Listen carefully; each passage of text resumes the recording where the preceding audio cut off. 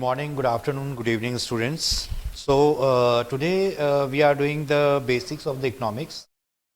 ये class basically जो micro economics है उसका बेसिक स्टार्ट करती है, जिसमें हम लोग बहुत जो बेसिक कंसेप्ट्स होते हैं इकोनॉमिक्स के, जो जब इकोनॉमिक्स पढ़ाई जाती है इनिशियल लेवल पे, उसके जो कंसेप्ट होते हैं उसको हम लोग क्या करते हैं, डिस्कस करते हैं आज। ठीक है, तो ये सीए में भी है, सीएसईटी का सिलेबस भी है, बेसिक माइक्रो इकोनॉमिक्स। ठीक है, ये हमारा सीबीएसई आईएससी में भी है।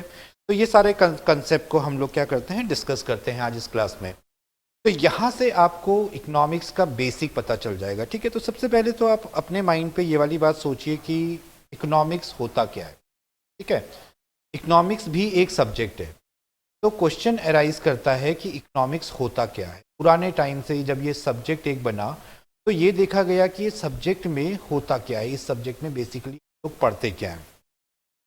तो अगर हम हिस्ट्री देखें इकोनॉमिक्स की, पहले तो इसको सब्जेक्ट ही नहीं मानते थे कि एक सब्जेक्ट होता है। इकोनॉमिक्स है बेसिकली अगर मनी से डील करता है तो सबके सब मनी को अपने आप से अपने हिसाब से देखना शुरू कर देते हैं। ठीक है, तो यहाँ पर हम इकोनॉमिक्स को बेसिकली यही चीज़ देखते हैं कि इकोनॉमिक्स में हम लोग पढ़ेंगे क्या। तो सबसे पहले यहाँ पे जो एडम स्मिथ जिन्हें हम कहते हैं, he is considered as the father of economics. ठीक है, इनको हम लोग क्या कंसीडर करते हैं, we used to consider him father of economics. ठीक है, एडम स्मिथ। तो आपको पहली चीज तो ये याद रखनी है कि he is considered as the father of economics and he is classical economist. कौन है ये? क्लासिकल इकोनॉमिस्ट है। ठीक है, एक आएगा क्लासिकल, फिर आएगा न्यू एरा वाले मॉडर्न इकोनॉमिस्ट। तो इसमें इसको जो हम टर्म करेंगे वो हम टर्म करेंगे क्लासिकल इकोनॉमिस्ट। तो इन्होंने इकोनॉमिक्स को क्या किया उस टाइम पे जब सबसे पहले इकोनॉमिक्स को माना गया, तो इन्होंने इकोनॉमिक्स के बारे में इनका क्या थिंकिंग थी वो हमारे पास पे आता है। इन्होंने एक बुक पब्लिश करी जिसका नाम इन्होंने रखा economics is an inquiry. Economics is an inquiry into the nature and causes of the wealth. तो यहाँ पर इन्होंने किस चीज के बारे में बात करी?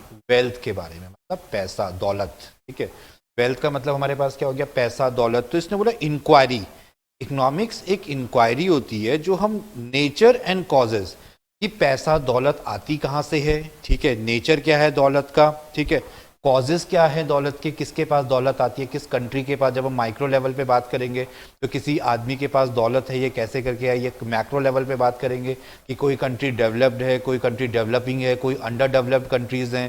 ठीक है, तो इनके पास ये जो दौलत है, जो पैसा है, ये कहाँ से आया? Of the Nations. ठीक है, यहाँ पे हम किसकी बात करें? नेशंस की बात। तो कुछ देश अमीर हैं, कुछ देश गरीब हैं। तो इसका कारण क्या है कि वो अमीर क्यों बने और गरीब देश गरीब क्यों बने? तो इसको इकोनॉमिक्स में एडम स्मिथ ने इस बात को एम्फेसाइज किया कि इसका कारण क्या है कि वो अमीर है या गरीब देश है। ठीक है, तो इसने यहाँ पर लेकिन वेल्थ के बारे में बात करी। वेल्थ मतलब पैसे के बारे में बात करी। यहीं पे एक डेफिनेशन आती है जेबी से की, science which deal with wealth. तो यहाँ पे जब इकोनॉमिक्स को पहले सब्जेक्ट बनाया गया, that we are talking about 1776। ठीक है, तो उस टाइम पे ये बोला गया कि इकोनॉमिक्स में हम लोग क्या पढ़ेंगे? इकोनॉमिक्स में हम लोग सिर्फ पढ़ेंगे पैसे के बारे में कि पैसा कैसे आता है। ठीक है, पैसे किस टाइप में आते हैं हमारे। ठीक है, इस जो डेफिनेशन थी इसके फीचर में पहला था creation of wealth is very important part. तो इन लोगों ने, ये जो एडम स्मिथ थे, जेबी से थे, तो इन्होंने किसके बारे में इंपॉर्टेंट बात बोली? इन्होंने बोली कि इकोनॉमिक्स में सबसे इंपॉर्टेंट होता है कि जो सबसे इंपॉर्टेंट पॉइंट हम लोग पढ़ते हैं वो पॉइंट हम लोग पढ़ते हैं कि पैसा कैसे आएगा।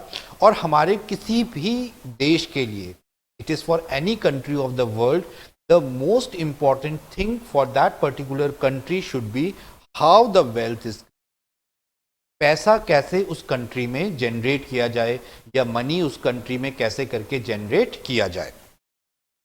दूसरा जो फीचर इस वाली डेफिनेशन में बताई गई है वो बोला गया है problem of poverty and under employment is to be solve with the help of the money. दूसरी बात जो इन्होंने बोली, इन्होंने क्या बोला कि ये जो क्या कहते हैं, पॉवर्टी की प्रॉब्लम है। ठीक है, पॉवर्टी हमारा क्या है? गरीबी। ठीक है, पॉवर्टी और अनएम्प्लॉयमेंट, बेरोजगारी। ठीक है, ये जो दो प्रॉब्लम जो किसी भी कंट्री में, चाहे वो कोई भी कंट्री होती है, उनके लिए ये दो बहुत बड़ी प्रॉब्लम होती है। तभी आप देखते हो कि गवर्नमेंट जब भी अपना एजेंडा बनाती है, कोई भी पॉलिटिकल पार्टी अपना एजेंडा बनाती है, तो अपने एजेंडा में वो इन दो चीज़ों के ऊपर लिखते हैं, इन दो चीज़ों के ऊपर लिखते हैं। अगर हम भी पहले से देखें, कि कुछ बातों में ऐसा हो जाता है कि जैसे गरीबी मिटाओ, हमारी कंट्री में भी बोला गया, स्टार्टिंग से बोलते आ रहे हैं कि गरीबी मिटाओ, ठीक है। तो गरीबी मिटाओ हमारा एक पॉइंट हो गया, ठीक है, ये बोलते हैं गरीबी मिटाओ। दूसरा, बेरोजगारी हटाओ, बेरोजगारी हटाओ, ठीक है, अनएम्प्लॉयमेंट हटाओ, ठीक है। तो ये इस डेफिनेशन में बोला कि ये जो दो प्रॉब्लम है किसी भी देश की, ये हम लोग मनी के फॉर्म पे, हम इन प्रॉब्लम्स को कैसे करके सॉल्व कर सकते हैं। इस प्रॉब्लम को हम लोग सॉल्व कर सकते हैं मनी की वजह से, मनी के थ्रू हम क्या कर सकते हैं, इस प्रॉब्लम को सॉल्व कर सकते हैं, ठीक है। ये इस डेफिनेशन की जो बेसिक फीचर है वो फीचर आपको बताती है, ठीक है। फिर हम आते हैं क्रिटिसिज्म। क्रिटिसिज्म मतलब इसको क्रिटिसाइज किस ग्राउंड पे किया गया, ठीक है। क्रिटिसाइज का मतलब आप समझ लो आलोचना, ठीक है। इसको आलोचना किस टाइप में, क्रिटिसाइज किस फॉर्म पे किया गया। तो पहला जो इसको क्रिटिसाइज किया गया उसे बोला ignorance of creation of immaterial wealth. Ignored, हमने क्या किया, इग्नोर किया, अनदेखा किया क्रिएशन ऑफ इमेटेरियल वेल्थ, ठीक है। हमने किस बात को ध्यान नहीं दिया, हमने इमेटेरियल वेल्थ को ध्यान नहीं दिया, मटेरियल वेल्थ को ध्यान दिया। मटेरियल वेल्थ का मतलब है जिस चीज को हम टच कर सकते हैं, छू सकते हैं, वो वेल्थ। आपके पास गाड़ी है, घर है, ठीक है, आपके पास जमीन है, आपके पास एसी है, ये सब चीजें आपकी क्या हो गई, material wealth. This we are talking about the material wealth, ठीक है। लेकिन यहाँ ने इन्होंने इग्नोर किया इमटेरियल वेल्थ, लाइक सर्विसेज। अगर कोई भी कंट्री है तो अगर ये जरूरी नहीं है कि उनके पास पैसा है, अगर हम अरेबियन कंट्रीज में देख लेंगे, कुछ कंट्री में उनके पास मटेरियल वेल्थ तो बहुत है, लेकिन इमटेरियल वेल्थ नहीं है, like services of the doctors, CEOs, ये सर्विसेज नहीं है। अगर आप अरेबियन कंट्रीज में देखोगे तो उनके यहाँ जितनी भी डॉक्टर्स हैं, लेबर्स, जितने भी डॉक्टर्स वगैरह हैं, वो सब कहाँ से आएंगे, दूसरी कंट्री से आएंगे। तो लेकिन उनके पास अपना नहीं है। तो इस वाली डेफिनेशन में ये सिर्फ दौलत के ऊपर बात करते थे, बल्कि ये सर्विसेज के ऊपर बात नहीं करते थे। तो आज की डेट में भी जब हम देखते हैं कि कोई भी कंट्री, ठीक है, कोई भी कंट्री अगर डेवलप्ड बनता है, ठीक है, कोई भी कंट्री अगर डेवलप्ड बनता है तो वो डेवलप्ड सिर्फ पैसे से नहीं बनता है, ठीक है। उसकी सर्विसेज कैसी हैं, ठीक है, जैसे आपकी एजुकेशन कैसी है उस कंट्री में, ठीक है, स्टैंडर्ड ऑफ लिविंग कैसा है उस कंट्री में, तो ये सारी बातें भी क्या करी जाती हैं, देखी जाती हैं, ठीक है। फिर दूसरी बात जो इस डेफिनेशन में इग्नोर की गई, वो की गई इग्नोर द सोशल वेलफेयर। किस बात को इग्नोर किया गया, सोशल वेलफेयर को। यहाँ पे सोशल वेलफेयर के ऊपर ध्यान नहीं दिया गया, ठीक है। They have not considered social welfare as the important segment. उन्होंने जैसे लोगों की भलाई, medical services, free medical services, free education, इनके ऊपर ध्यान नहीं दिया, बल्कि वो किसके ऊपर ध्यान दे रहे थे, वो सिर्फ एक ही चीज के ऊपर ध्यान दे रहे थे, वो दे रहे थे वेल्थ के ऊपर। तो ये सारी चीजें थी जिसके ऊपर इन इकोनॉमिस्ट को क्रिटिसाइज किया गया, इन इकोनॉमिस्ट को बोला गया कि इन्होंने ठीक से डेफिनेशन नहीं दी, या इन्होंने इकोनॉमिक्स के पूरे एस्पेक्ट को कंसीडर नहीं किया। तभी जाके जब आप आगे तक इकोनॉमिक्स पढ़ते जाओगे तो वहाँ पे आपका ये आता रहेगा कि इकोनॉमिक्स में सिर्फ वही चीज़ नहीं है, मनी नहीं है, हम बहुत सारी चीज़ें पढ़ेंगे, developed, under developed economy, causes, ये सारी चीज़ें हम इसमें क्या करते रहेंगे, पढ़ते रहेंगे। अब इसके बाद हमारे पास आती है सेकंड डेफिनेशन। यहाँ पे इसको एडम स्मिथ को क्रिटिसाइज किया गया, तो फिर नई डेफिनेशन आई, ठीक है। इस नई डेफिनेशन को जो हमने किया गया वो हमने किया science of material wellbeing, that is by Alfred Marshall, ठीक है। इसको न्यू क्लासिकल इकोनॉमिस्ट भी कहा जाता है। तो एल्फ्रेड मार्शल जो आए, इन्होंने इसको साइंस ऑफ मटेरियल वेलबींग। अब यहाँ पे देखिए क्या चीज इंपॉर्टेंट आ गई, ये देखिए, ये जो वाला पॉइंट है आपका वेल बीइंग वाला पॉइंट, ठीक है। वेल बीइंग वाला पॉइंट पे क्या है, वेल बीइंग का मतलब जिस पॉइंट पे उनको क्रिटिसाइज किया गया था, the point on which Adam Smith was criticised that he is not considering the social welfare, so they have considered the social welfare here, and that is the reason they have used the word well-being. इसी कारण से इन्होंने कौन सा word use कर दिया, well being word use कर दिया। अब हम इनकी डेफिनेशन पढ़ते हैं, क्या बोलते हैं ये। Economics is the study of Mankind in the ordinary business of life, ठीक है। यहां पे देखिए हम लोग पढ़ते हुए चलते हैं। मैनकाइंड किसकी स्टडी है ये, किस चीज की स्टडी है? मैनकाइंड की स्टडी है, ठीक है। मैनकाइंड मतलब आदमी के वेलफेयर के बारे में, ठीक है, कि हम आदमी का वेलफेयर किस तरीके से कर सकते हैं, उसके ठीक उसके रहन सहन, उसकी जिंदगी को किस तरीके से अच्छा बना सकते हैं in the ordinary business life. Ordinary business life, अब इन्होंने भी यहाँ पे एक ऑर्डिनरी बिजनेस लाइफ की, एक नॉर्मल एक आम आदमी है उसके पॉइंट ऑफ व्यू से, ये नहीं कि रिच को तो वेलफेयर है ये already. It examine that part of individual and social action, ठीक है। इंडिविजुअल एक्शन कि हम एक आदमी के वेलफेयर के बारे में सोच रहे हैं, या सोशल एक्शन पूरे सोसाइटी के वेलफेयर के बारे में सोच रहे हैं, which is most closely connected with the attainment and with the use of material requisite of wellbeing, ठीक है। तो क्लोजली कनेक्टेड विद अटेनमेंट, हमें अटेनमेंट करना है किस चीज का? मटेरियल वेलबींग का, रिक्विजिट्स ऑफ वेलबींग, किस किस चीज से उस आदमी को क्या कहते हैं, उस आदमी को वेलफेयर हो रहा है, उसका मैनकाइंड हो रहा है। तो यहाँ पे मटेरियल, अब यहाँ पे इन्होंने भी एक गलती करी है, अभी हम क्रिटिसाइजेशन में करेंगे। इन्होंने किस बात को बोला यहाँ पे? मटेरियल रिक्विजिट बोल दिया भाई इन्होंने भी लाइक मटेरियल चीजों के ऊपर। अभी भी ये मतलब मटेरियल चीजों से दूर नहीं जा रहे हैं। मटेरियल चीज, जब भी हम लोग मटेरियल चीज बोलते हैं तो मटेरियल चीज का मतलब होता है जिसको हम छू सकते हैं, टच कर सकते हैं, उन चीज़ों से ही हमें क्या होता है, मटेरियल है। तो अगर इनकी डेफिनेशन को हम लोग थोड़ा सा इस टाइप से देखें कि अगर हम आदमी को अच्छी चीज़ें दे देते हैं, कार दे देते हैं, आदमी को अच्छा घर दे देते हैं, तो मतलब वेलफेयर हो गया, तो मतलब वेलफेयर हो गया, ये इनका मानना था, ठीक है। अगर हम उनको ये सारी चीज़ें दे देते हैं तो उनका क्या हो जाएगा? वेलफेयर हो जाएगा। मैनकाइंड की बातें भी हो गई इसमें, ठीक है। Thus it is on one side the study of wealth, एक तरफ स्टडी ऑफ वेल्थ है। अभी भी ये किस चीज को नहीं छोड़ रहे हैं? स्टडी ऑफ वेल्थ को नहीं छोड़ रहे हैं। अभी भी ये जो न्यू क्लासिकल इकोनॉमिस्ट हैं, अभी भी इनका मानना अभी भी क्या है कि इकोनॉमिक्स में स्टडी ऑफ वेल्थ को तो करना ही है, ये छोड़ नहीं रहे, उसका पीछा नहीं छोड़ रहे। They are not letting the wealth word go from their study. Even now at this particular time they are considering that wealth is an important thing. They are considering the wealth is important thing.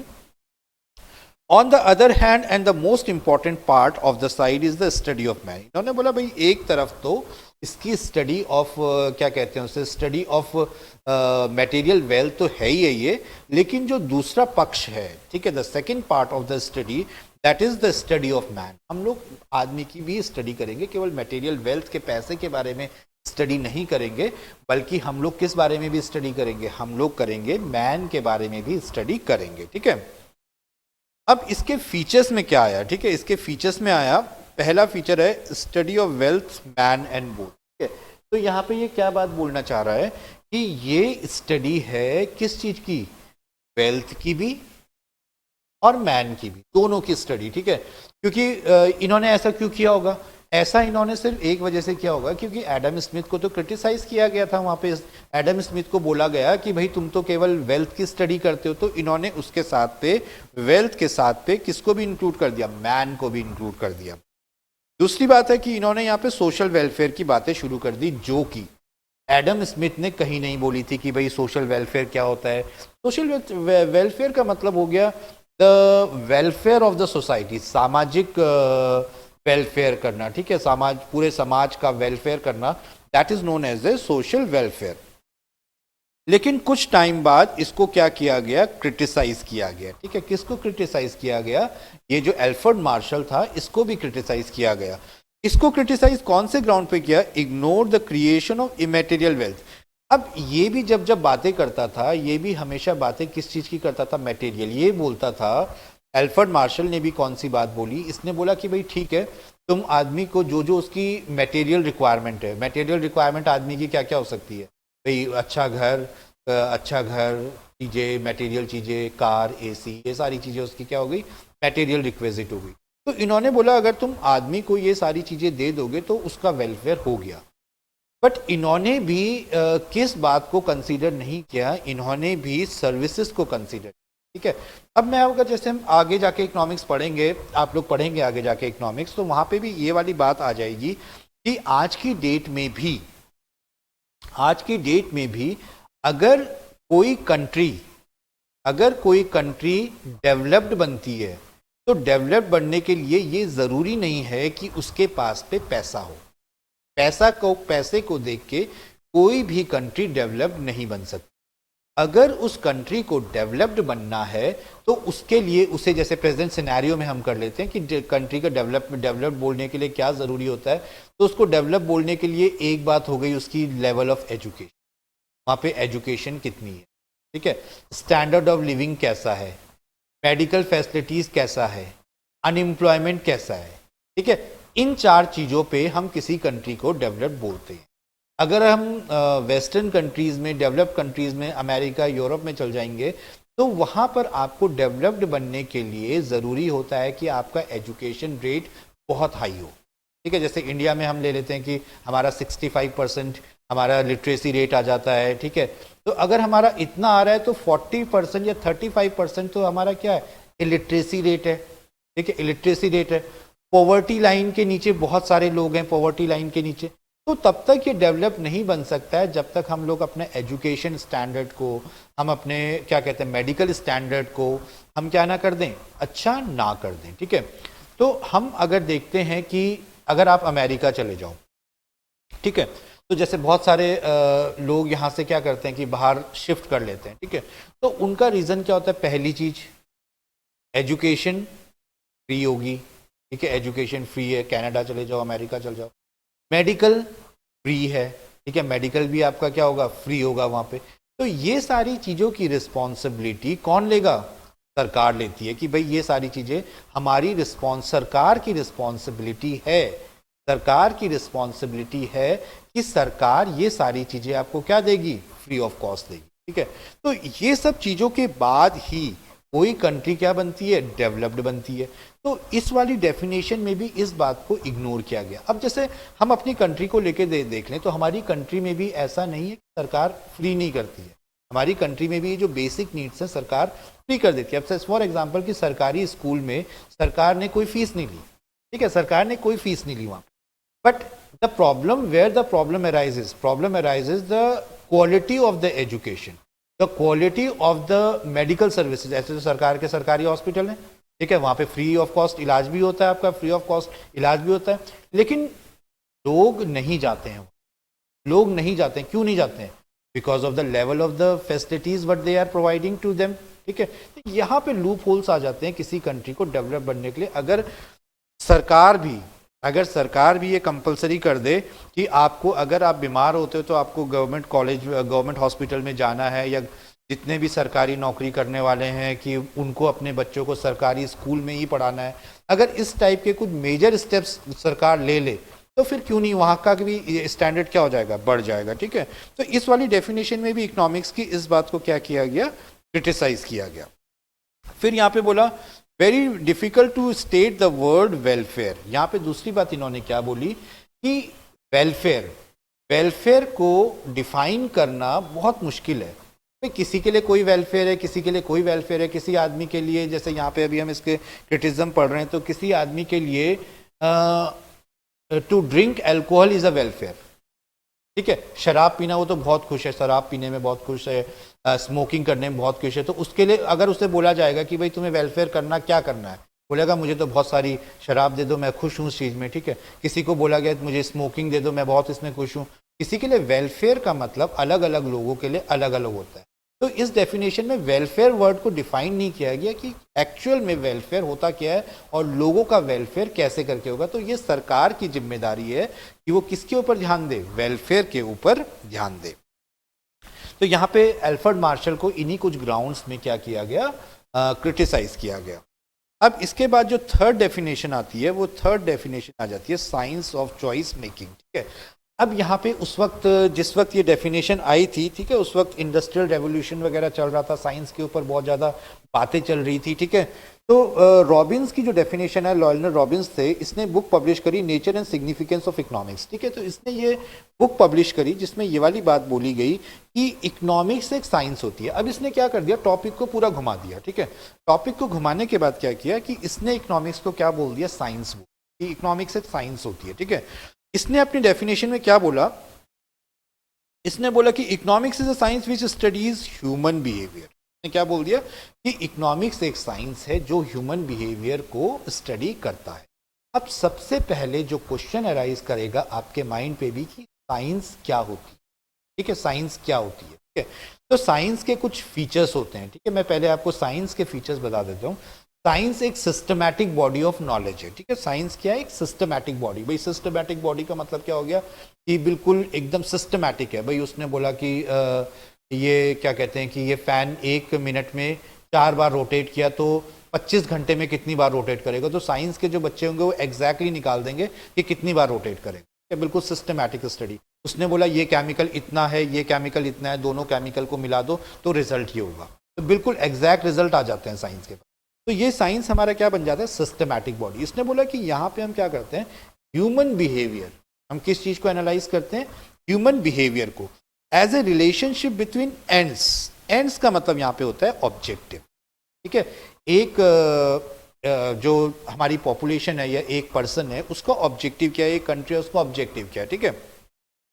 And scarce means, ठीक है। Scarce means का मतलब जो हमारे पास उस objective को achieve करने के लिए जो हमारे पास मीन्स हैं वो हमारे पास क्या है? स्केर्स हैं।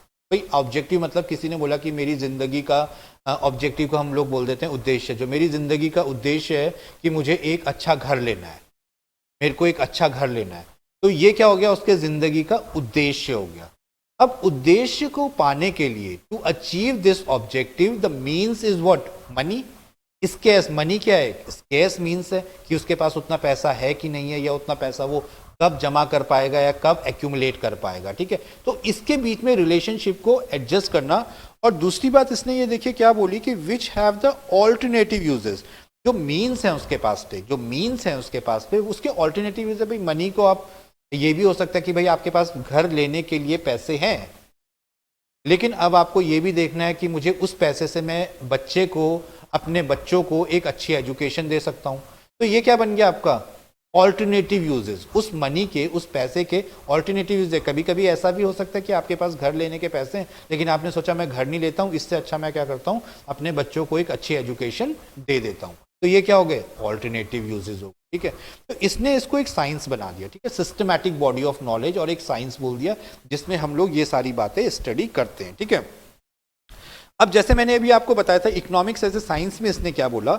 Economic science because it contains systematised body. मैंने बताया ना आपको साइंस में क्या होता है? सिस्टमैटिक बॉडी ऑफ नॉलेज होती है in regard to human behaviour which is optimise certain objectives. तो एक वो इस तरीके से यूज करता है जिसका क्या कहते हैं कि जिसका ऑब्जेक्टिव होता है कि ह्यूमन बिहेवियर की ऑप्टिमाइज करे, ठीक है, ऑप्टिमाइज सर्टन ऑब्जेक्टिव, अपने ऑब्जेक्टिव को ऑप्टिमाइज करे, ठीक है। ऑप्टिमाइज करने का मतलब क्या हो गया कि अचीव करे, ठीक है, सिस्टमैटिक वे में अपने ऑब्जेक्टिव को अचीव करे under giving constant. Under giving constant, constant का मतलब क्या हो गया? प्रॉब्लम्स। जब आप अपने ऑब्जेक्टिव को अचीव करते रहते हो तो आपको क्या मिलता है? उसमें प्रॉब्लम्स मिलती हैं। तो आप उन प्रॉब्लम को सॉल्व करते करते अपने जिंदगी के ऑब्जेक्टिव को क्या करते हो? अचीव करते हो। तो एक तो इस वजह से, और सिस्टमैटिक, यहाँ पे ना हम लोग एक बात करेंगे, अभी आगे भी ये वर्ड आएगा, रैशनल मैन की बात करेंगे, ठीक है। रैशनल मैन का मतलब होता है एक वो आदमी जो सोच समझ के क्या करता है? डिसीजन लेता है। मतलब बेवकूफ़ी वाला डिसीजन नहीं लेगा, जो भी डिसीजन लेगा वो सोच समझ के लेगा।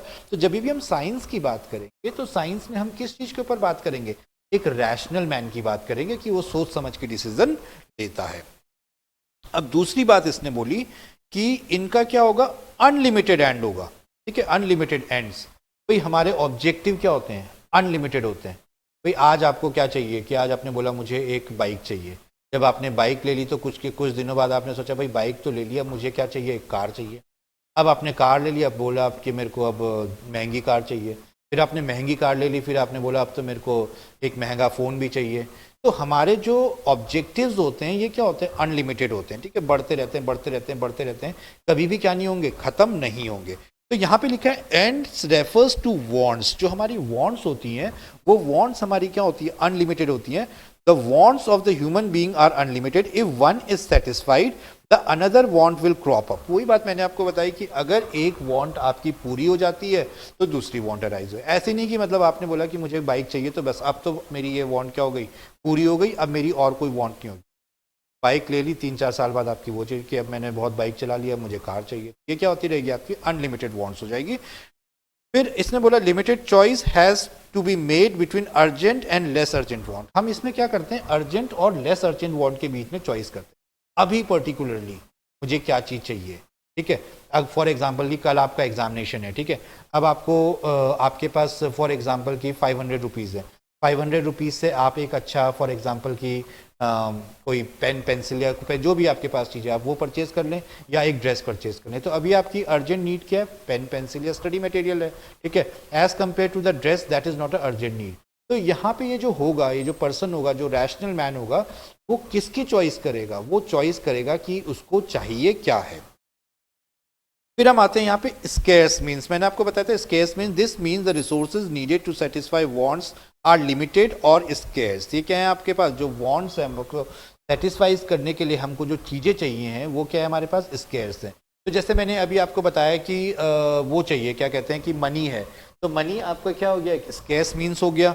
The scarcity of resources with reference to the needs. तो स्केर्सिटी ऑफ रिसोर्सेज किसके कंपेरिजन में है, नीड्स के कंपैरिजन में है, कि आपके पास जो आपकी नीड है, तो आपके पास जो रिसोर्सेज है वो उसको सेटिस्फाई करने के लिए पूरा है कि नहीं है। फिर है ऑल्टरनेटिव यूज ऑफ मीन्स और चॉइस। तो आपके पास जो मीन्स और चॉइस है, resources are not only scarce. ये जो रिसोर्सेज है हमारे पास, ये स्केर्स ही नहीं है, कम ही नहीं है, इनके ऑल्टरनेटिव यूजेस भी हैं। जैसे मैंने आपको बताया कि मनी है, तो मनी से आप एजुकेशन भी परचेज कर सकते हो। और ये केवल माइक्रो लेवल पे नहीं है, ये मैक्रो लेवल पे। आप जैसे कंट्री के कंटेक्स्ट में हम देख लें, तो कंट्री के पास एक लिमिटेड पैसा है, उस पैसे से या तो वो गन परचेज कर ले, टैंक परचेज कर ले, या उससे अपने सिटीजन को एक अच्छी एजुकेशन दे दे, ठीक है। तो ये दोनों चीज़ें उसके पास है। तो अब उस पर डिपेंड करता है कि वो उससे क्या लेना चाहेगा, उससे क्या लेना चाहेगा, ठीक है। अब इसके बाद हम आ जाते हैं, इसको भी क्रिटिसाइज किया गया, रॉबिन्स को क्रिटिसाइज किया गया। Concept of welfare is explicitly mention, ठीक है। जो वेलफेयर का कंसेप्ट है वो भी हमें अभी क्या नहीं बताया गया, ठीक से नहीं बताया गया कि भाई ये वेलफेयर एक्चुअल में होता क्या है, और उस चीज़ को ठीक से डिफाइन भी नहीं किया गया कि वेलफेयर एक्चुअल में होता क्या है। फिर the definition make economics as human science instead of social sciences. क्या बना दिया इसको, ह्यूमन साइंस बना दिया। एक आदमी की बातें करने लगे कि एक आदमी के लिए नीड्स है, एक आदमी की ये, बल्कि इन्होंने पूरी सोसाइटी को कंसीडर नहीं किया उस चीज़ के लिए। बल्कि इन्हें क्या करना चाहिए था, पूरी सोसाइटी को उस चीज़ के लिए कंसीडर करना चाहिए था। बल्कि ये किस बात को केवल कंसीडर करते गए, ये केवल एक ही बात को कंसीडर करते गए, that is the social science. The definition is narrow, restricted scope. It does not talk about the economic growth and economic development. ठीक है, ये पूरी कंट्री की बात नहीं करते थे, ये केवल किसके ऊपर ध्यान नहीं दे रहे, economic growth and economic development के ऊपर ध्यान नहीं दिया। Rational decision making require one choice consistent with one goal. ठीक है, तो यहाँ पे मैंने भी आपको बताया था ना रैशनल, तो रैशनल डिसीजन मेकिंग होना चाहिए, बट कभी कभी यहाँ पे क्या हो जाता है कि रैशनल डिसीजन नहीं होता है।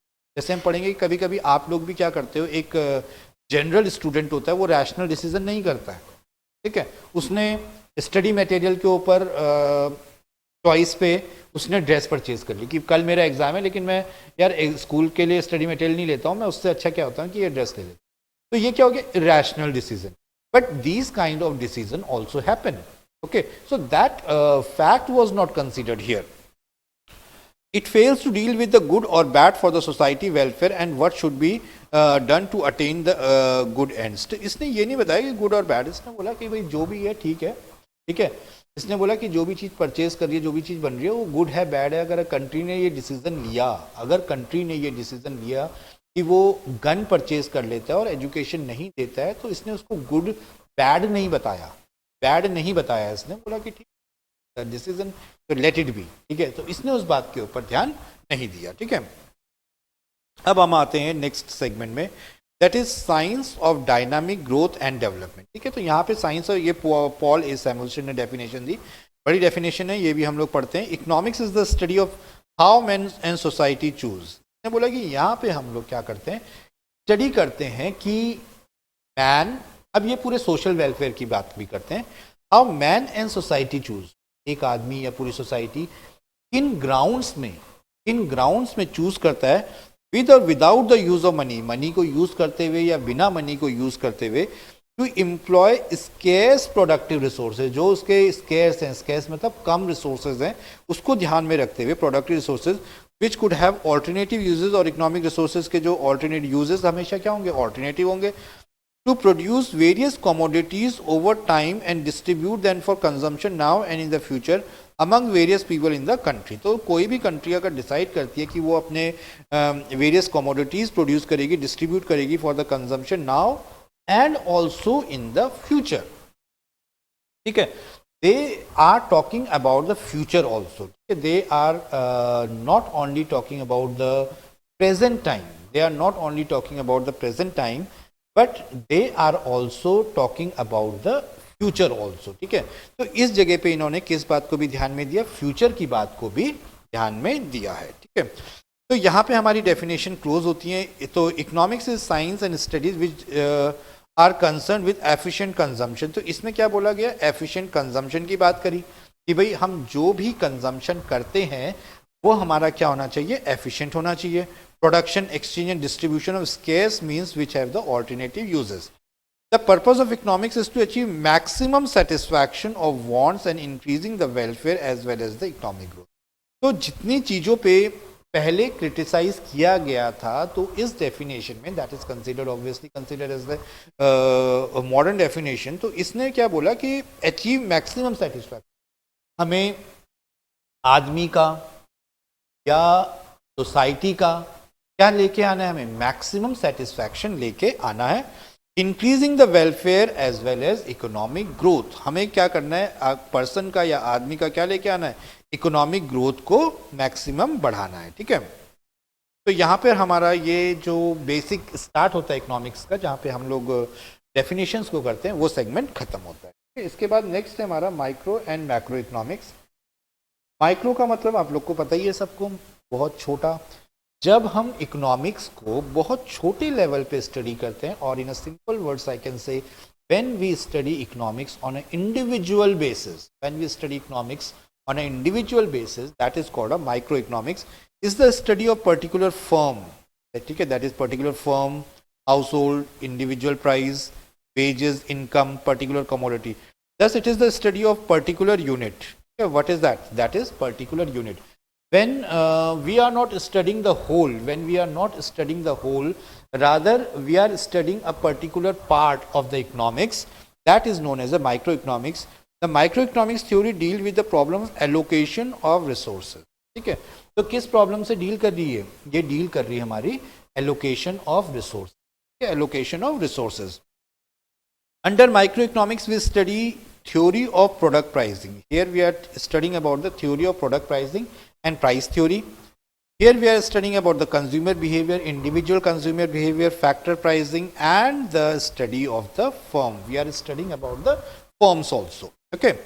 Now we come to the what is macroeconomics. Macroeconomics is the theory or part of the economy which study the overall average and aggregate of the systems. ठीक है, जहाँ पे हम पूरा का पूरा सिस्टम पढ़ते हैं, पूरी कंट्री पढ़ रहे हैं, पूरी इकोनॉमी पढ़ रहे हैं, जहाँ पे हम पूरी इकोनॉमी की बात करते हैं, तो वहाँ पे हम लोग किस बात पे आ जाते हैं, वहाँ पे हम लोग आ जाते हैं macro. That particular part will be considered as the macro. Now such as production, total consumption, total saving. Thus macroeconomics is the study of overall phenomena as a whole rather than individual part. Rather than एक individual part को लेके ना सही, हम लोग किसको लेके कर रहे हैं, एज ए इंडिविजुअल पार्ट को लेके नहीं, we are studying as a whole. हम किसकी बात कर रहे हैं, स्टडी एज ए होल की बात कर रहे हैं, ठीक है। तो हम इसमें पढ़ेंगे क्या क्या, तो देखिए इसमें हम लोग जो पढ़ने जा रहे हैं, एक हो गया हमारा नेशनल इनकम, एम्प्लॉयमेंट, ठीक है। तो जब हम मैक्रो की बात करेंगे, तो मैक्रो में हम लोग देखो नेशनल इनकम को पढ़ेंगे पूरी, जब किसी भी कंट्री की पूरी नेशनल इनकम पढ़ेंगे, वो हो गया। दूसरा हमारा हो गया एम्प्लॉयमेंट, टोटल कंट्री का एम्प्लॉयमेंट की अगर हम बात कर रहे हैं, तो वो हमारा क्या हो गया, एम्प्लॉयमेंट हो गया। फिर theory of general price level, ठीक है, एक हो गया इंडिविजुअल प्राइस और एक हो गया हमारा जनरल प्राइस। तो जहाँ पे हम जनरल प्राइस की बात करेंगे, तो वो हमारा क्या हो जाएगा, इसका पार्ट हो जाएगा। फिर theory of economic growth and development, where we talk about the economic growth and development of the entire nation, where we develop entire nation, then it will become our this theory of international trade. ये सब चीज़ें आगे जाके आप detail में पढ़ते जाओगे, धीरे धीरे करके जब आप पढ़ोगे, ठीक है। तो हम इसको यहाँ पे डिस्टिंग्विश भी कर देते हैं कि माइक्रो और मैक्रो इकोनॉमिक्स को डिवाइड कैसे किया जाता है। यहाँ पे किस चीज़ में हो जाता है, इंडिविजुअल इकोनॉमिक्स। यहाँ पे हम किस चीज़ में डिफाइन कर रहे हैं इसको, इंडिविजुअल इकोनॉमिक्स में। एंड यहाँ पे as a whole and aggregate, यहाँ पे हम किसकी बात कर रहे हैं, as a whole and aggregate में यहाँ पे जो आपको अंडरलाइन कर रहा हूँ, तो समटाइम लाइक जैसे आप यहाँ पे देखेंगे कि मैंने यहाँ पे इंडिविजुअल वाले को करा है, फिर उसके बाद उधर पे एग्रीगेट करा है, तो ये आपके कीवर्ड्स होते हैं, these keywords are important for you. Second point है यहाँ पे डील्स विद इंडिविजुअल इनकम, ठीक है, किससे डील करता है ये, individual income, individual price, individual output, और यहाँ पे ये किससे डील कर रहा है, national income, general price level, national output. तो जब हम पूरे की बात करते हैं तो that is termed as a part of the macro economics. फिर इसके टूल्स क्या होते हैं, demand and supply of particular commodity, जहाँ पे हम डिमांड एंड सप्लाई के बारे में पढ़ेंगे, पर्टिकुलर कमोडिटी की डिमांड एंड सप्लाई के बारे में करेंगे, तो वो हमारा हो गया। फिर हो गया its main are aggregate demand, यहाँ पे जब हम पढ़ेंगे तो एग्रीगेट डिमांड और एग्रीगेट सप्लाई की बात करेंगे, ठीक है। Central problem, the central problem और प्राइस डिटर्मिनेशन, तो यहाँ पे हम लोग इंडिविजुअल लेबर का प्राइस हो गया, फैक्टर्स ऑफ प्रोडक्शन जैसे आपके हो गए लैंड, लेबर, कैपिटल, एंटरप्रेन्योर, तो यहाँ पे जब हम उनके प्राइसिंग की बात करेंगे तो इंडिविजुअल है, लेकिन यहाँ पे प्रॉब्लम डिटर्मिनेशन और level of income and employment, यहाँ पे हम किसकी बात करेंगे, level of income and employment की बात करेंगे, टोटल इनकम और टोटल एम्प्लॉयमेंट की बात करेंगे। The price determine under the relative prices, ठीक है, यहाँ पे एब्सोल्यूट प्राइस हम लोग जो कैलकुलेट करेंगे that we will calculating the absolute price. अब हम इकोनॉमिक्स, अब हम जैसे अभी मैंने आपको बताया था जब हम वहाँ पे किसकी बात कर रहे थे भाई, वो कौन था, रॉबिन्स की बात कर रहे थे, तो वहाँ पे हमने ये चीज़ पढ़ा था कि Robins was the first economist who considered economics as a science, ठीक है। So when he considered as a science, तो अब हम ये मान के चलते हैं कि इकोनॉमिक्स एक इस टाइप का सब्जेक्ट है जो साइंस में डील करता है, ठीक है। तो इसने साइंस बोला because of the following reason, तो हम इकोनॉमिक्स को साइंस क्यों बोलते हैं, कॉज एंड इफेक्ट रिलेशनशिप, ये किस चीज को स्टडी करता है, ये स्टडी करता है किसको, कॉज एंड इफेक्ट रिलेशनशिप, ठीक है। कॉज एंड इफेक्ट रिलेशनशिप का मतलब यहाँ पे ये होता है, कॉज एंड इफेक्ट रिलेशनशिप का मतलब ये होता है कि साइंस बोलता है, मतलब अगर आप साइंस में समझेंगे तो साइंस बोलता है कि जो भी इफेक्ट है, जो भी इफेक्ट है उसके पीछे कुछ ना कुछ तो कॉज है ही है, बिना कॉज के कुछ भी इफेक्ट नहीं होता, बिना कॉज के कुछ भी इफेक्ट नहीं होता है। आपने यहाँ पे फैन स्विच ऑन किया, उधर पे आपने स्विच ऑन किया, फैन रोटेट करने लग गया, तो जब rotation of the fan is dependent, because आपने स्विच ऑन किया तो वहां से एक करंट था, वो करंट पास होके फैन की मोटर पे गया, फैन की मोटर पे जाने के बाद उसने उसका रोटेशन शुरू कर दिया, तो effect is rotation of the fan. What is the cause, the current passes from the electricity line, when you switch on the current started passing to the motor and motor have started rotating the fan. So science used to say that every effect have certain cause. तो science क्या बोलती है, science बोलती है कि हर effect के पीछे cause होता है। फिर है it is capable of measurement in terms of money, जब भी हम लोग कोई भी मतलब साइंस की जनरली मनी की बात नहीं करते हैं, बेसिकली हम लोग यहाँ पे ये बोलना चाहते हैं यहाँ पे कि इसको मेजर कर सकते हैं। जैसे मैंने आपको बताया कि भाई रोटेशन इतने इतने टाइम पे एक फैन 1 मिनट में 50 बार रोटेट करता है, तो 1 साल में कितनी बार रोटेट करेगा, तो सो साइंस का बच्चा होगा वो उसको एग्जैक्टली निकाल देगा, बिल्कुल एग्जैक्ट जो आता होगा वो बिल्कुल एग्जैक्ट फिगर निकाल देगा, ठीक है। तो कहने का मतलब ये है कि हम इसको मेजर कर सकते हैं, जो भी हमारा मेजरमेंट होगा वो हम इसको क्या कर सकते हैं, मेजर कर सकते हैं। It has its own methodology, ठीक है, इसकी मैथोडोलॉजी, हर मैथोडोलॉजी इसकी क्या होगी, अपनी मैथोडोलॉजी होगी ही होगी, ठीक है। साइंस में जो स्टडी का पैटर्न होगा, जो मेथड होगा, वो पैटर्न एंड मेथड हमारा क्या होगा, सही सही होगा, ठीक है। It forecast the future market condition with the help of various statistical, तो यहाँ पे हम फोरकास्ट भी कर सकते हैं, जैसे साइंस होता है, तो साइंस में हम लोग क्या कर सकते हैं, फोरकास्ट कर सकते हैं, जो भी चीज होती है हमें उसे क्या कर सकते हैं, फोरकास्ट कर सकते हैं। लेकिन कुछ इकोनॉमिस्ट ने बोला but economics is not a perfect science, लेकिन ये कहा गया कि इकोनॉमिक्स एक पर्टिकुलर साइंस नहीं है, ठीक है। कारण क्या था, इकोनॉमिक्स को एक साइंस नहीं बोला गया, कारण क्या था भाई, एक पहला है it does not have uniform opinion about the particular event, ठीक है, पर्टिकुलर इवेंट के बाद में यूनिफॉर्म ओपिनियन नहीं है, ठीक है। ऐसा भी हो सकता है जैसे इकोनॉमिक्स को क्यों नहीं है भाई, साइंस में जो साइंस सब्जेक्ट होता है उसमें यूनिफॉर्म ओपिनियन होता है, यूनिफॉर्म ओपिनियन होता है, यूनिफॉर्म ओपिनियन का मतलब कि उसने भाई कोई चीज़ ऊपर फेंकी हो नीचे गिर गई तो उसने बोला ग्रेविटेशनल लॉ है, तो ग्रेविटेशनल लॉ में तो ओपिनियन सबका एक जैसा ही है ना, कोई दूसरा तो नहीं है। उसने ऐसा बोला कि ये चीज़ नीचे गिरी है, ये ऊपर से नीचे गिरी है, तो इसका कारण ग्रेविटेशनल नहीं है और कोई रीज़न है, ऐसा तो कोई नहीं बोलेगा ना। सबके सब, चाहे वो इंडिया में हो, चाहे अमेरिका में हो, चाहे कहीं पे हो, उनका ओपिनियन क्या है, एक है। लेकिन इकोनॉमिक्स में अलग अलग ओपिनियन हो सकते हैं कि हमने बोला कि भाई कि इंडिया में पॉवर्टी है उसका कारण ये है, लेकिन अमेरिका में जो पॉवर्टी है उसका कारण कुछ दूसरा भी हो सकता है। भाई इंडिया में पॉवर्टी का कारण एजुकेशन हो सकता है, लेकिन अमेरिका में पॉवर्टी का कारण ये भी हो सकता है कि वहाँ पे लोग काम ही नहीं करना चाहते हैं, ये भी तो एक रीज़न हो सकता है। तो हमारे ओपिनियन क्या हो गए, यहाँ पे ओपिनियन हमारे डिफर हो गए, पर्सन टू पर्सन हमारे ओपिनियन क्या हो गए, डिफर हो गए, कि एक जगह से लेके दूसरी जगह में ओपिनियन का डिफरेंस आ सकता है, इसलिए इसे साइंस नहीं कहते। लेकिन साइंस में ओपिनियन का डिफरेंस नहीं आएगा। ओपिनियन जो हर जगह, जिस भी जगह हम बात करेंगे, वो ओपिनियन हमारा क्या रहेगा, सेम रहेगा। फिर है the subject matter of economics is human behaviour which is highly unpredictable. जो हमारा सब्जेक्ट मैटर है, हमारा सब्जेक्ट मैटर क्या है, हमारा सब्जेक्ट मैटर है ह्यूमन बिहेवियर। साइंस में हम यहाँ पे, और ह्यूमन बिहेवियर क्या होता है, और प्रिडिक्टेबल नहीं होता, ठीक है। तो मैं एक एग्जांपल यहाँ पे आपको क्रिएट कर देता हूँ कि जैसे हम लोग ये बोलते हैं कि मैंने एक बच्चे को बोला, ठीक है, कि भाई तुम्हारे बस का तो पढ़ना है नहीं, तुम तो छोड़ दो, ये कोर्स तुम कर ही नहीं सकते हो, तुम्हारे बस का है ही नहीं, ये वाली बात बोल दी मैंने एक बच्चे को। अब दो बच्चे को मान लो, चलो ठीक है, दो बच्चों को मान ले। एक बच्चे ने बोला, एक बच्चे ने सोचा यार जब सर ने ही बोल दिया कि तेरे बस का है नहीं ये कोर्स, मैं करूं क्यों, भाई सर ने बोल दिया कि तेरे बस का है नहीं, तू कभी कर नहीं सकता, छोड़ो, फिर मैं करूंगा ही नहीं, मैं करता ही नहीं ये कोर्स को, क्योंकि सर ने बोल दिया ये वाली बात।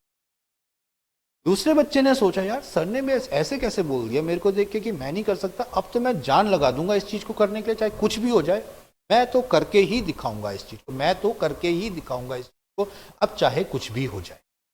तो देखिए ह्यूमन बिहेवियर क्या होता है, डिफरेंट होता है ना, human behaviour is different, one person is thinking in a different manner and other person is thinking in. तो ये हम लोग का जो इकोनॉमिक्स होता है, यहाँ पर हमारा जो सब्जेक्ट मैटर होता है, वो सब्जेक्ट मैटर, ये जो ह्यूमन बिहेवियर है, डिफरेंस हो जाएगा। बट साइंस में कभी डिफरेंस नहीं हो सकता। हमने बोला ये इतनी क्वांटिटी में ये वाला केमिकल इतना मिला दो, और इतनी क्वांटिटी में ये वाला केमिकल इतना मिला दो, तो ये केमिकल बनेगा, और वो एग्जैक्टली उतना ही वैसे ही बनेगा। तो वहां पे स्पेसिफिक है, यहाँ पे स्पेसिफिक।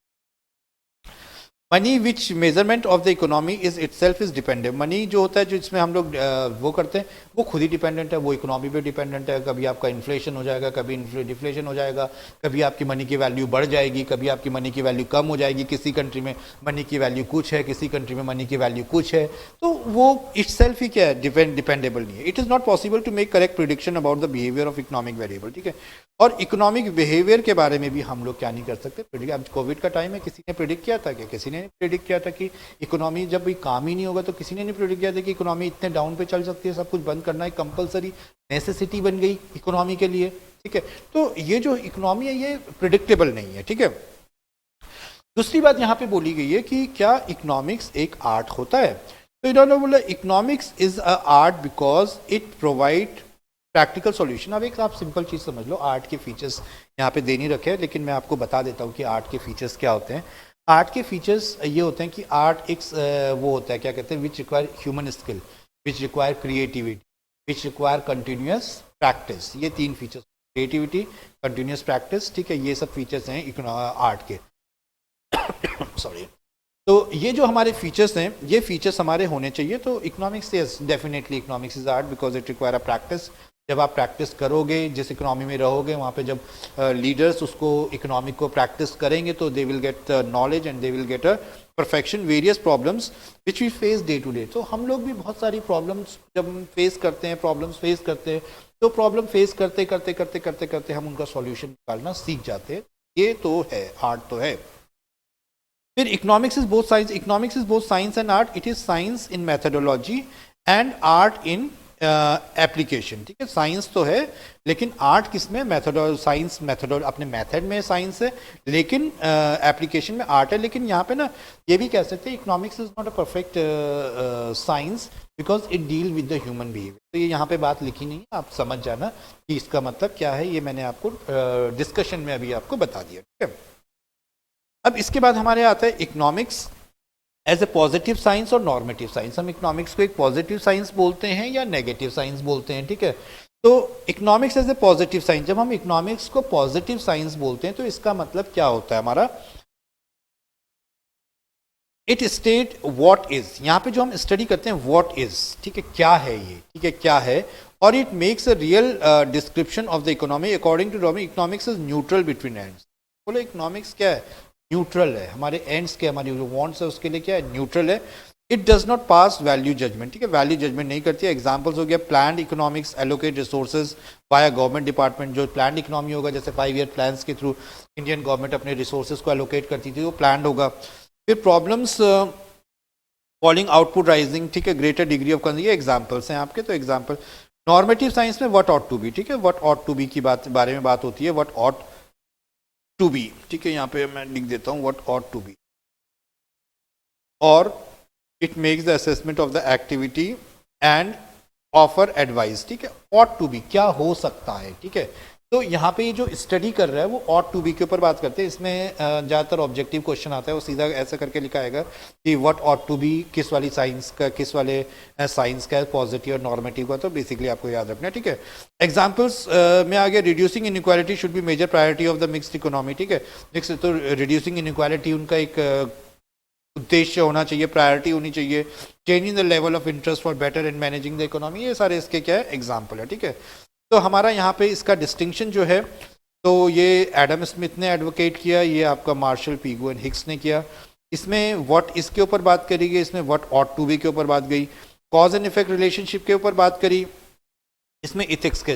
जब भी हम कॉज एंड इफेक्ट रिलेशनशिप की बात करें तो कॉज एंड इफेक्ट रिलेशनशिप में बेसिकली ये जो बात करें साइंस की बात करें, यहाँ पे इथिक्स की। इथिक्स का मतलब हो गया आपका वैल्यूज, ठीक है, तो एथिक्स की बात कर रहे हैं यहाँ पे, ठीक है। फिर deal with actual and realistic situation, ये एक्चुअल एंड, क्योंकि साइंस से है तो एक्चुअल सिचुएशन, आइडियलिस्टिक सिचुएशन, ठीक है, आइडियलिस्टिक राम राज्य, ठीक है, फ्यूचर में दूध की नदियाँ बहेंगी, ठीक है, दूध की नदियाँ बहेंगी, ये क्या हो गया, आइडियलिस्टिक। फ्यूचर में हर कोई सच बोलेगा, ठीक है, आइडियलिस्टिक, ठीक है। आइडियलिस्टिक का मतलब क्या हो गया, सब कुछ अच्छा अच्छा, ठीक है। Value judgement are not given, ठीक है, इसमें वैल्यू जजमेंट नहीं दे सकते, ठीक है। इसमें वैल्यू जजमेंट दे सकते हैं, फ्यूचर में राम राज्य होगा, ठीक है, हर कोई झूठ नहीं बोलेगा, कोई चोरी नहीं करेगा, ठीक है, तो एक वो दे सकता है इसमें, ठीक है।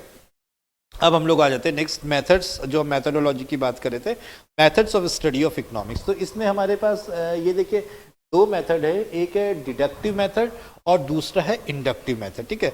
ये भी अब बहुत अच्छा है कि आप कैसे करके पढ़ते हैं। डिडक्टिव मेथड में हमारे पास है, ये याद रखना है आपको, जनरल टू पर्टिकुलर। तो यहाँ पे हम क्या बात करते हैं, जनरल से पर्टिकुलर में जाते हैं। किस पे जाते हैं हम, जनरल से पर्टिकुलर में जाते हैं, ठीक है। This method is also called abstract. इस मेथड को ये सब क्वेश्चन बनेंगे यहाँ पे, पक्का क्वेश्चन बनेंगे आप, ठीक है। Abstract, hypothetical a priori because it is based on the abstract reasoning, ठीक है। ये एब्स्ट्रैक्ट रीजनिंग में actual fact, not on actual fact, ठीक है।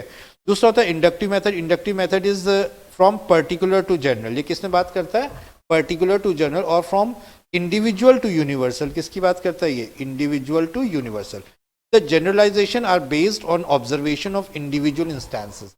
ये डिपेंड करेगा, इंडिविजुअल इंस्टेंसेस पे डिपेंड करेगा, ठीक है। अब इसको एक एग्जांपल करके समझा दें, ठीक है, ताकि आपके माइंड पे बैठ जाए ये वाली बात, ठीक है। जनरल टू पर्टिकुलर, कहाँ पे जा रहा है ये, जनरल से पर्टिकुलर पे जा रहा है। हमने बोला, हमने एक स्टेटमेंट सुना कि ह्यूमन बीइंग को एक दिन मरना है, ठीक है, एक इंसान को, एक लिविंग बीइंग को एक दिन मरना है। ये एक जनरल स्टेट, ठीक है, कि कोई भी इंसान अगर है तो उसको एक दिन मरना है। तो ये जनरल स्टेटमेंट। अब जर्नल से हम लोग क्या जाएंगे, पर्टिकुलर पे जाएंगे। तो हमने बोला मिस्टर ए क्योंकि एक ह्यूमन बीइंग है, मिस्टर ए क्योंकि एक ह्यूमन बीइंग है तो ये मरेगा ही मरेगा। तो हमने अपना कंक्लूजन पे आ गए। हमने कंक्लूजन में मिस्टर बी क्योंकि एक ह्यूमन बीइंग है तो ये मरेगा ही मरेगा। तो हम जनरल से किस में आ जाते हैं, पर्टिकुलर पे आ जाते हैं। जनरल से पर्टिकुलर पे आ जाते हैं एंड पर्टिकुलर के बेसिस पे हमने एक डिसीजन ले लेते हैं। ठीक है, तो ये क्या होता है, एक reasoning, abstract reasoning is not an actual fact. ठीक है, कोई भी हमने बोला, जैसे सिंपल, अब ये भी एक एग्जांपल है। बाकी हमने बोला कि दिवाली में हम लोग इसलिए पटाखे जलाते हैं क्योंकि श्री राम जी जीत के आए थे। ठीक है, ये एक एग्जांपल है कि श्री राम जी जीत के आए थे इसलिए हम लोग पटाखे जलाते। अब देखा क्या आपने देखा, मैंने देखा कि जीत के आए थे तो हम इसलिए पटाखे जलाते हैं, किसी ने देखा। लेकिन क्योंकि इतने सालों से हम सुनते आ रहे थे तो हम लोग भी दिवाली में जाके अपने पटाखे जला देते हैं। तो हम ये जो पटाखे जला रहे हैं तो किसी मतलब किस में है, जनरल से पर्टिकुलर में तो है। अब आप अपने घर में पटाखे जला रहे हो, कोई वो आपसे पूछेगा कि भाई क्यों जला रहे हो पटाखे, मैं बोला राम जी आए थे। अब आपने उसने बोला क्या तुमने देखा था, नहीं देखा था। तो ये क्या हो गया आपका abstract reasoning and not on the actual fact. Actual fact का मतलब ये होता है कि एग्जैक्टली आप बताओ किस डेट को, किस टाइम को, कितने बजे आए थे, क्या आए थे, वो हो गया एग्जैक्ट फैक्ट में। ठीक है, तभी जाके इसको हम हाइपोथेटिकल मेथड भी कहते हैं। क्या कहते हैं हम लोग इसको, एक हाइपोथेटिकल मेथड भी कहते हैं। ठीक है, दूसरा हमारा inductive method, particular to general. Particular to general, यहाँ पे हम पहले एक पर्टिकुलर स्टडी करते हैं और उसके बेसिस पे हम लोग क्या करते हैं, एक जनरल थॉट बना लेते हैं, जनरल ओपिनियन बना लेते हैं। ठीक है, तो ये मतलब ये हमारा जो है बेस्ड ऑन ऑब्जर्वेशन, किस पे बेस्ड है, observation of individual instances, individual instances पे बेस है। तो इसमें हम लोग जैसे ये देखेंगे कि यही जो मैंने अभी आपको एक एग्जांपल बताया था कि इसमें एग्जांपल आपको बताया ना मैंने कि ह्यूमन बीइंग को एक दिन मरना ही है, हर ह्यूमन बीइंग को एक दिन मरना ही है, ये हमने एक बनाया। अब अगर हम इसको इंडक्टिव वे में लेके जाएं, इंडक्टिव वे में लेके जाएं, ठीक है, तो इस वाले को अगर इंडक्टिव वे में लेके जा रहे हैं तो यहाँ पे हम क्या करेंगे, यहाँ पे हम क्या पढ़ेंगे कि हमने एक ही स्टडी करी ह्यूमन बीइंग की, वो बहुत साल जिया फिर मर गया। फिर बी की स्टडी करी, बहुत साल जिया फिर मर गया। फिर सी की स्टडी करी, बहुत साल जिया मर गया। हमने 20-50 लोगों की स्टडी करी, ठीक है, हमें पता चला कि जो भी ह्यूमन बीइंग है वो मरेगा, ठीक है, वो the person will die. On the basis of that observation, we concluded that human being will die.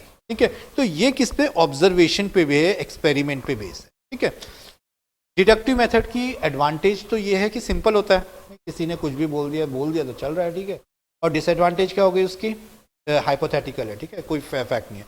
Inductive method की एडवांटेज है कि क्या है एडवांटेज, अरे बिल्कुल सही आंसर देता है। ठीक है, लेकिन टाइम कंज्यूमिंग बहुत है। आपने ए आदमी को बोला कि ये बहुत साल जिया मर गया, बी आदमी को देखा बहुत साल जिया मर गया, सी आदमी को देखा बहुत साल जिया मर गया, अब पता लगा जो ऑब्जर्वेशन करा था वही मर गया कुछ सालों में। ठीक है, तो it is taking lot of time, तो ये टाइम कंज्यूमिंग बहुत ज़्यादा होता है। ठीक है, इसके बाद हम लोग आते हैं इसका difference from general to particular. ठीक है, that is clear. General to particular ये क्या हो गया, पर्टिकुलर टू जनरल। फिर it is based on certain assumptions, it based on fact. ठीक है, इट इज सिंपल मेथड, ये मेरिट्स मैंने अभी आपको बता दी। It is simple method, it is definite conclusion, free from bias नहीं होंगे। It is helpful in comprehending. ठीक है, इसमें क्या हो गया, drawn by method of more real people, attention is paid. ठीक है, इट्स अप्रोच इज डायनामिक मतलब चेंजिंग। ठीक है, प्रिसाइज, एग्जैक्ट, मेजरेबल कंक्लूजन। ठीक है, ये इसके क्या हो गए, फैक्ट्स, मेरिट्स एंड डिमेरिट्स हो गए। अब हमारे सेंट्रल इकोनॉमिक प्रॉब्लम्स, तो सेंट्रल इकोनॉमिक प्रॉब्लम्स हमारी क्या होती है कि किसी भी कंट्री की क्या मुख्य समस्याएं हैं। The main problems of any economic, human wants are unlimited and productive resources are scarce, an economy without scarcity is bound to have the real world. The central problems may be are of four type. पहला है what to do, क्या बनाएंगे। ठीक है, क्या बनाएंगे, ये country क्या बनाएगी। ह्यूमन वांट्स आर अनलिमिटेड, अब वांट्स तो अनलिमिटेड है, कोई कुछ बोलता है, कोई बोलता है एसी बनाओ बहुत ज़्यादा, कोई बोलता है कि मैच बॉक्स बनाओ बहुत ज़्यादा, कोई बोलता है नेसेसिटी की चीज़ें बनाओ बहुत ज़्यादा। तो अलग अलग लोगों की डिमांड अलग अलग है। ठीक है, the question arises what goods to be produced, कितना कौन सा गुड हम बनाएं और किस क्वांटिटी में बनाएं। ठीक है, अगर क्वांटिटी हमने ज़्यादा बना दी तो वो भी एक प्रॉब्लम हो जाएगी हमारे लिए। ठीक है, वो भी हमारे लिए एक प्रॉब्लम हो जाएगी। तो किस क्वांटिटी में बनाएं, क्या बनाएं, किस ज़्यादा एसी बना दिए, बहुत सारे एसी बना दिए, ठीक है, अब उतनी रिक्वायरमेंट नहीं है, तो ये इकोनॉमी की प्रॉब्लम है। गन्स बना दी बहुत सारी, हमें लग रहा है कि there is going to be a war, तो we have made lot of defence equipment, तो that again can create a type of problem for us. ठीक है, how to produce, then second problem is how to produce, हम कैसे करके बनाएंगे, ठीक है। तो जो प्रोडक्शन होता है, production will depend upon two thing, one is mention here the labour intensive technique and another is the capital intensive technique. तो दो टेक्निक हमारे पास होती है। लेबर इंटेंसिव की टेक्निक का मतलब क्या होता है कि जहां पर लेबर ज़्यादा यूज हो रही है और कैपिटल कम यूज हो रहा है, that is termed as the labour intensive technique, ठीक है। और जो दूसरी टेक्निक होती है उसको हम लोग बोलते हैं कैपिटल इंटेंसिव टेक्निक, जहाँ पे कैपिटल ज़्यादा यूज होता है और लेबर। अब हमको ये चॉइस करनी है कि हम दोनों में से कौन सा करें। तो देखिए, अंडर डेवलप्ड या अंडर डेवलप्ड कंट्री है, ठीक है, तो उस अनडेवलप्ड कंट्री है, तो उस पर्टिकुलर केस में हम लेबर इंटेंसिव टेक्निक यूज़ करेंगे, क्योंकि लेबर इंटेंसिव टेक्निक से क्या होगा कि हमारे एम्प्लॉयमेंट ज़्यादा बढ़ेगा, तो एम्प्लॉयमेंट ज़्यादा बढ़ेगा तो लोगों की इनकम बढ़ेगी, ठीक है। तो एक तो वो बेनिफिट हो जाएगा। दूसरा, कैपिटल इंटेंसिव टेक्निक, जैसे डेवलप्ड कंट्रीज हैं तो डेवलप्ड कंट्रीज ज़्यादातर कौन सी टेक्निक यूज़ करेंगी, कैपिटल इंटेंसिव टेक्निक करेगी, क्योंकि उनके पास पैसा ज़्यादा है तो मशीन ज़्यादा यूज़ करेंगे, ठीक है। लेबर उनके यहाँ क्या होती है, कम होती हैं, तो लेबर जब उनके यहाँ पे कम होती है तो वो कैपिटल इंटेंसिव टेक्निक का यूज़ करेंगे। तो यहाँ पे हमको एक चॉइस बनानी पड़ती है कि हम इसमें से कौन सा यूज़ करेंगे। नेक्स्ट है फॉर हुम टू प्रोड्यूस, ठीक है। For whom to produce means the national product, ठीक है। हम किसके लिए बनाएं, ठीक है। अमीर लोग ज़्यादा हैं, गरीब लोग ज़्यादा हैं, तो किसके लिए ज़्यादा बनाएं, वहाँ पे हमें डिमांड देखनी पड़ेगी, किस चीज़ की डिमांड ज़्यादा होती है। तो प्राइवेट इंडस्ट्रीज़ या कंपनीज़ होती हैं, वो ज़्यादा उसी चीज़ का प्रोडक्शन करती हैं जो बनाती हैं। तो यहाँ पे डिपेंड करता है उस पर कि वो किस टाइप के प्रोडक्ट वो ज़्यादा बनाए। फिर एक लास्ट जो हमारे पास है वो है हमारे पास यहाँ पर what provision should be made for economic growth, ठीक है। इसमें क्या है कि हम इकोनॉमिक ग्रोथ के लिए क्या चीज़ ध्यान रखना है, scarce resources for the current consumption, उसके बेसिस पे हम लोग क्या करेंगे, डिसाइड करेंगे। Investment should be made in the future, तो फ्यूचर में जो हम इन्वेस्टमेंट करने चाह रहे हैं तो क्या प्रोविजन बनाए। एक वर्ड आएगा यहाँ पे सस्टेन्ड, सस्टेन मतलब फ्यूचर। आज की डेट में हम सिर्फ आज का नहीं देखते, हम किसका देखते हैं, फ्यूचर का देखते हैं। तो हम इस टाइप से, जैसे आजकल एनर्जी सेविंग आ गई, तो हम किसके बारे में बात करेंगे, फ्यूचर के बारे में बात करेंगे, फ्यूचर में हम किस टाइप के प्रोडक्ट बनाएंगे, ठीक है।